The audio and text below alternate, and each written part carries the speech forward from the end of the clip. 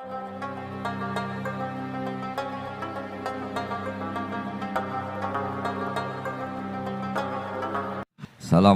warahmatullahi wabarakatuh. Bismillahirrahmanirrahim. Rabbi shrah li sadri wa yassir li amri wahlul 'uqdatam min lisani. Allahumma shalli wa sallim wa barik ala sayyidina Maulana Muhammadin wa ala alihi wa sahbihi asma'in. Nama ba'du. Yang sangat saya hormati Kiai Haji Raden Azaim, semua masyayikh, semua keluarga besar Kiai As'ad yang saya hormati, juga pemateri kedua atau Mau'izah Hasanah kedua Kiai Haji Muslih dari Madura, kemudian wonten Kiai Haji Afifuddin, semua yang saya hormati. Niki saya hadir perjalanan terpanjang karena 1 tahun. Jadi saya dari rumah 2020 sampai sini 2021. Jadi ini perjalanan yang ekstra. Ini bentuk permintaan maaf saya karena kemarin saya datang tapi sudah selesai Gus. Hutang katanya sih. Ternyata Gus Azaim tidak legowo memaafkan, dia itu ngutang katanya karena saya kemarin datang tapi terlambat terus dibajak disuruh ngajar Ma'had Ali. Tak pikir itu sudah bayar, ternyata masih diutangkan. Nah ini sudah selesai, berarti saya sudah jadi orang baik lah kira-kira gitu sudah. Jadi sudah bayar utang gitu. Saya mau cerita sebentar tentang khol. Dulu 84 guru saya Kiai Haji Maimun Zubair, semua mas saya se-Indonesia rawuh ke sini untuk muktamar, termasuk bapak kandung saya Kiai Haji Nur Salim ikut datang, ikut menyaksikan betapa pondok ini zaman itu masih Kiai As'ad jadi tonggak sejarah penting dalam NU, yaitu kembali ke Khittah 26.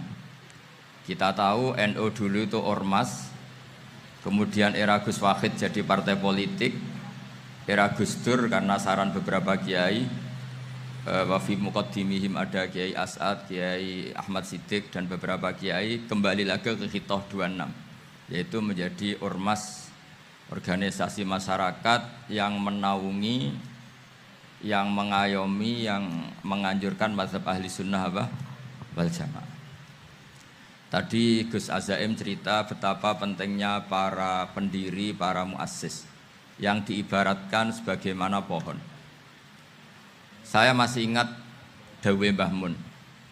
Saya nanti cerita mas saya sebentar, terus cerita kitab Al-Ataqah As-Somadiyah dikarang Said Muhammad, fawaidnya maksudnya. Kalau Islam Arab, ini kata Mbah Mun, kalau Islam Arab itu contohnya kayak pohon kurma, jadi kuat. Dan wajah tasbihnya itu di daunnya tidak jatuh. Tapi kalau Islam Indonesia kata Mbah Mun itu kayak padi, jadi ya agak doyong-doyong sedikit gitu. Jadi untuk menghadapi angin besar itu pilihannya 2, Anda kekar kayak kurma atau fleksibel kayak padi. Jadi ya doyong-doyong sithik gitu ya. Ada koruptor sowan, salam templeknya ya diterima gitu ya. Ada calon bupati cantik ya dijukung, pokoknya agak-agak doyong gitu. Tapi baru kayak doyong itu nggak bisa roboh karena fleksibel. Jadi kazar in akhraja syatahu, jadi ada 2 tamsil. Karena memang menghadapi orang fasik, orang dolim ini kita sebagai ulama itu ya kebingungan. Ini mungkin Ki Afif bisa bahsul masail ini. Karena pertanyaannya gini, saya berkali-kali digojlok sama bapak saya. Berteman orang fasik hukumnya gimana? Pasti dijawab haram. Tapi kalau pertanyaannya dibalik, membina orang fasik hukumnya gimana? Baik. Dan bisa membina kalau berteman.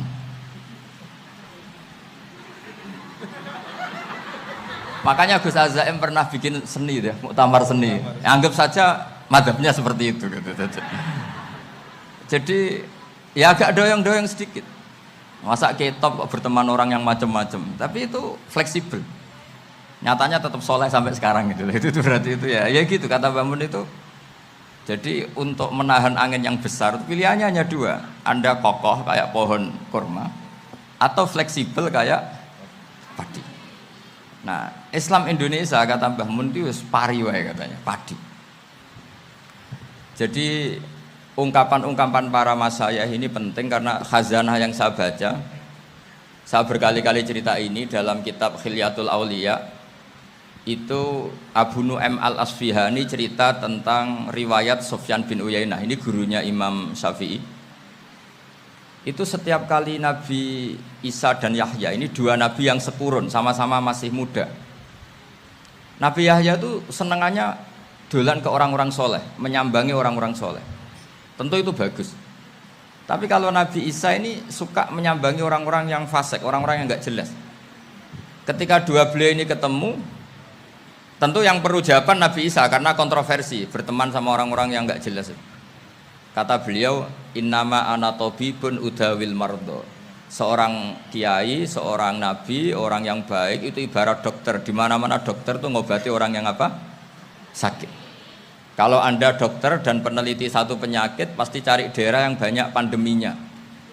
Masa neliti pandemi di orang-orang yang apa? Sehat. Jadi ini juga perlu dibahsul masailkan, karena tadi dibolak-balik itu. Bina orang berteman orang fasik hukumnya haram, karena wa in kana dasarin fajannibhu sur'atan. Tapi kalau bina orang fasik hukumnya baik. Bisa bina kalau berteman. Jadi fikih itu ya karena dibolak-balik. Makanya sholat juga gitu. Sholat yang tumak ninah yang lama itu ya bagus. Masa jagongan mbek pangeran nggak asik? Jagongan sama teman aja asik, masa jagongan sama pangeran tidak apa?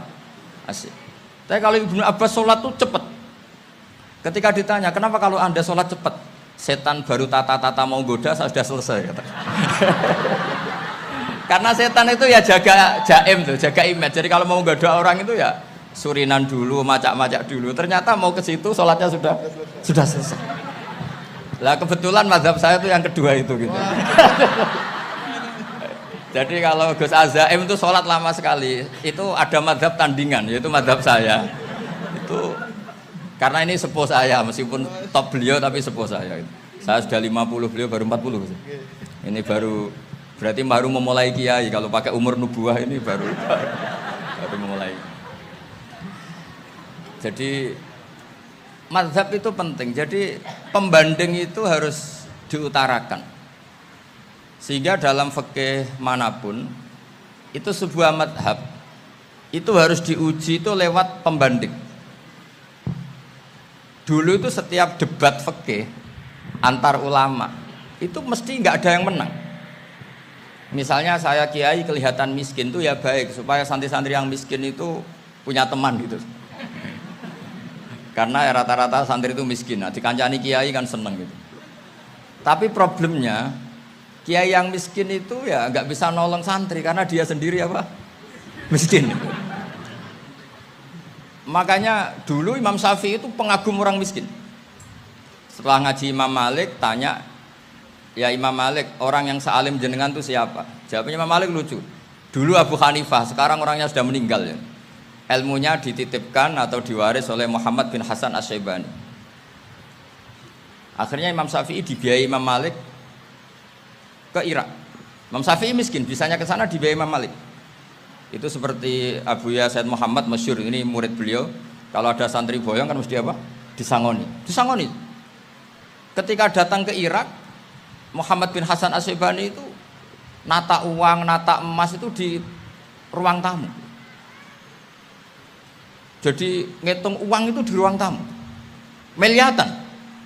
Ini kaget, ini kiai kok kedonyan kata Imam Syafi'i gitu.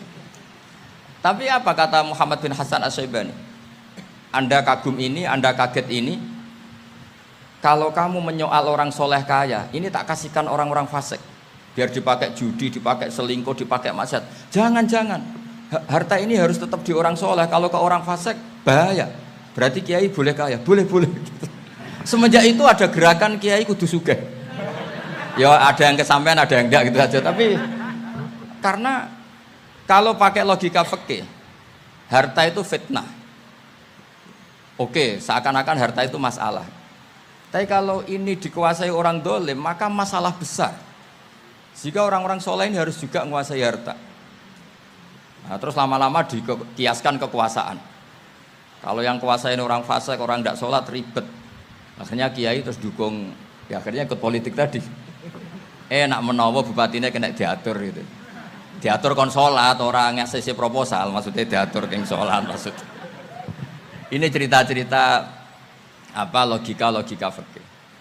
Makanya saya sering ngaji kitab-kitab itu, diantara yang saya suka adalah ada dialog besar yang terjadi di antara orang-orang pilihan, termasuk bahkan di antara para nabi dan Tuhan.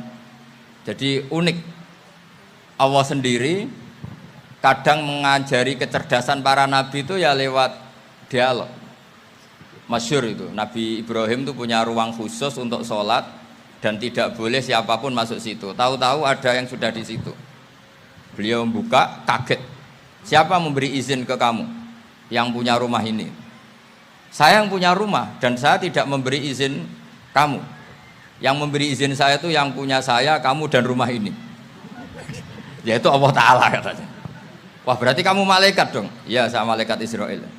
Disuruh nyabut nyawa kamu. Ya agak sopan karena agak pernah mondok di Salafiyah itu namanya malaikat Israel itu. Itu akhirnya Nabi Ibrahim bilang, wah itu keliru, Anda pasti keliru. Hal ra'aita habiban yumitu habibah, hal ra'aita khalilan yumitu khalilah. Saya ini Khalilur Rahman, saya ini kekasih Allah. Masa ada kekasih bunuh yang dikasih? Itu Israel akhirnya ngaji, masuk akal juga. Ternyata perintah ini mungkin hoax ya, pokoknya dia terus mikir akhirnya. Iya ya, masa ini kekasih Allah kemudian oleh Allah dibunuh, dimatikan. Terbanglah Israel, matur lagi, ya Allah, kata Ibrahim, hal ra'aita khalilan yumitu khalilah. Masa kekasih bunuh yang dia apa? Kasih. Kayaknya masuk akal Gusti. Mulai ngaji lah kira-kira gitu malaikat Israel. Akhirnya oleh Allah dijawab, ya sudah begini, kamu datang ke Ibrahim bilang, hal ra'aita habiban yakrahu ayyalqa habibah. Masa kekasih tidak siap ketemu yang dikasih. Nah, jadi akhirnya Nabi Ibrahim, Israel datang lagi. Logikanya sekarang enggak gitu, begini katanya diajarin. Hal ra'aita habiban yakrahu ayyalqa habibah. Masa kekasih tidak siap ketemu yang dikasih. Terus kata Ibrahim, oke, ya terus mau meninggal. Jadi kalau jenengan cinta betul sama Allah ya harus, ya tidak usah, jangan sekarang tapi. Kalau mati di rumah aja, kalau di pondok ngerepotnya kiainya nanti. Tapi nanti setelah punya cucu banyak lah. Nah, barokahnya baca ini, dialog-dialog orang pilihan ini akan tersibak. Karena tidak dalam semua kebaikan itu nggak ada logikanya, rata-rata ada logikanya. Misalnya begini, kalau Anda orang soleh, kemudian anak Anda pamit mau sekolah di Jerman, pilihan Anda mengizinkan apa enggak? Karena potensi jadi fasik ya tinggi, karena di tempat-tempat maksiat. Potensi berdakwah dari daerah yang untuk daerah yang tidak ada dai-nya menjadi ada. Itu mesti ulama itu berdebat. Misalnya punya anak pamit mau kembali atau keluarga. Yang satu cara berpikir optimis. Awal ada dai di beberapa negara Eropa itu ya barokahnya imigran, pekerja, mahasiswa. Dan semua itu bumi Allah, harus ada tasbih, harus ada tahmid. Dan itu harus dimulai dari kemauan atau mengizinkan anak asuh kita ke sana. Tapi di sisi yang lain potensi jadi fasik itu tinggi sekali. Pemana iman pas-pasan. Nah hal-hal seperti ini itu pasti jadi perdebatan. Dan kita harus menjawab.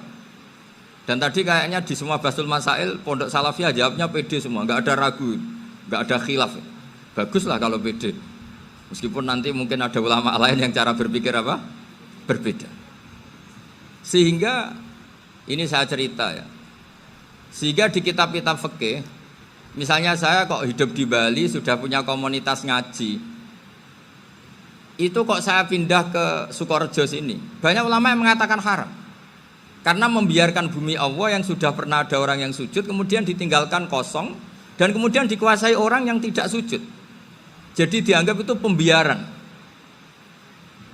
Jadi banyak di kitab Qalyubi, sarahnya Mahalli, Jika ada seorang muslim yang hidup di negara orang kafir, dia nyaman, tidak dapat teror, itu nggak boleh lagi pindah ke negara Islam yang sehat. Karena takutnya li Allah yastau lial kafir tilkal buka, supaya bumi itu tidak dikuasai orang kafir. Jadi ini hal-hal yang para fuqaha itu harus berdebat. Karena ini masalah-masalah furu'iyah. Sehingga mulai dulu ya banyak ulama yang nyun sewu berpolitik, mulai Wali Songo sampai sekarang alhamdulillah yang minat banyak. Mungkin bedanya ikhlas sama tidaknya. Tapi kalau saya pernah dikeluhin utusan dari ya komunitas. Islam Indonesia itu dulu itu ceritanya banyak yang dari Kamboja. Kalau dulu orang cerita itu orang Cempa. Itu setelah di Indonesia besar Wali Songo dan Brawijaya 5 itu sudah mulai oleng, itu singkat cerita mereka berpikir ingin bikin kerajaan apa? Islam di Demak Mintoro dengan raja pertama yaitu Raden Fatah, karena Raden Fatah ini putra Brawijaya. Padahal setelah jadi kerajaan ini era cucu sudah konflik, berebut kekuasaan. Akhirnya sampai jadi Jipang, jadi Jogja, jadi Solo dan seterusnya. Tapi kata Mbah Mun itu tetap barokah kata. Karena orang Islam terus terbiasa mimpin. Sekeliru-keliru sidik, pokoknya orang Islam biasa mimpin. Sehingga zaman Mbah Hashim ya sudah mimpin Masumi, zaman Ki As'ad pengaruhnya besar, sampai sekarang Kiai pengaruhnya besar. Nah barokahnya Kiai pengaruh besar ini sampai moral jadi ukuran. Misalnya sekarang ada calon bupati kok nggak sholat, itu pasti kalah. Jadi sholat itu jadi tolok ukur untuk calon apa? Bupati. Meskipun mungkin punya efek pura-pura sholat, tapi gak apa-apa lah, sementing moral ini jadi ukuran. Sementara yang di Thailand, di Patani, itu karena dulu pelajarannya tasawuf, itu orang gak ambisi mimpin dunia. Tahu-tahu dipimpin. Dan akhirnya nyuwun sewu ya saake Islam-Islam yang dulu terlalu tasawuf, karena gak punya pengalaman memimpin, akhirnya lazimnya konsekuensinya hanya dipimpin. Tapi Islam Indonesia beda. Karena kulino mimpin itu akhirnya dari orang Islam biasa menjadi Islam yang sholat sampai Islam yang bisa ngaji itu bisa mimpin negara. Tentu yang paling populer dimulai Gus Dur. Jadi ini sesuatu yang barokahnya istihad para kiai, sementing Islam kulino mimpin. Sehingga di Indonesia itu barokahnya itu kebaikan itu jadi tolok ukur. Ada orang kok terkenal koruptor atau terkenal nyuwun sewu selingkuh atau terkenal apa itu pasti tidak jadi. Karena moral itu menjadi tolok ukur. Dan itu adalah politik para kiai. Jadi ini saya cerita dan itu negara juga akhirnya untung karena seleksi agama sama negara itu sama-sama kiai ya bilang negara harus dipimpin orang soleh, negara juga bilang seperti itu. Nah, ketokohan-ketokohan para beliau-beliau ini yang mau lah bekerja sama dengan umarok. Kita tahu dulu Pak Harto ya rawuh ke sini ketika Muktamar 84, rawuh ke Ki As'ad, ketika mau kembali ke Khittah juga dirembuk oleh ulama dan umarok. Dan akhirnya ini menjadi negara yang alhamdulillah semoga selalu menuju baldatun thayyibatu wa rabbun ghafur.